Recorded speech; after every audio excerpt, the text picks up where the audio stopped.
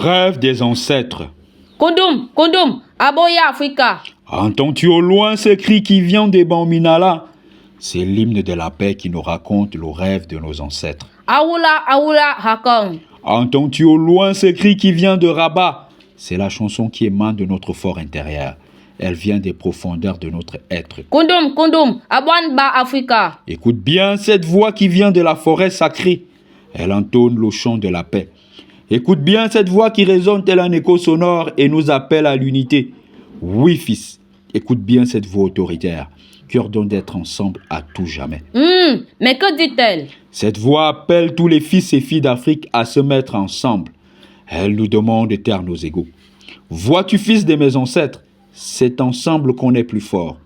Cette voix nous rappelle qu'aimer son frère est un devoir qui n'est guère préjudiciable.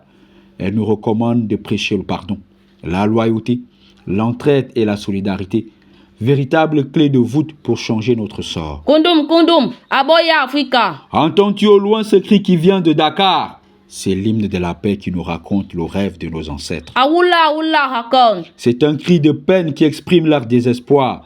Leur volonté n'est pas de voir leurs descendants s'entretuer en coulant des mares de sang.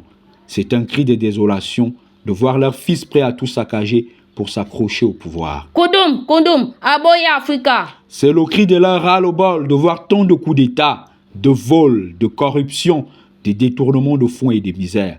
Arrêtons cela, bon sang. Awula, awula, hakong. Entends-tu ces pleurs de nos ancêtres qui crient au monde de leur douleur de voir leurs descendants engloutis dans le ventre de la Méditerranée?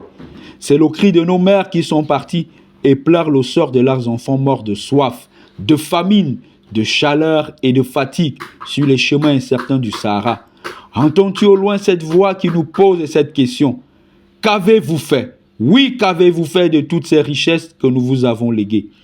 Oui, ce cri aussi retentissant que le tonnerre qui demande à nos gouvernants pourquoi ne font-ils pas de nos pays des Eldorado et laissent notre jeunesse mourir sur les chemins incertains du Sahara. Oyenga, oyenga, oyenga. Laisse-moi, fils, laisse-moi te délivrer le message des ancêtres.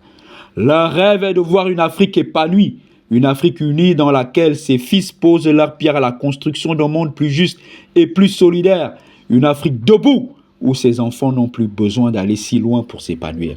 Leur rêve est de voir l'Afrique réunie, sans peine, sans guerre et sans souffrance. J.C. Bob, Yaoundé, le 28 décembre 2024.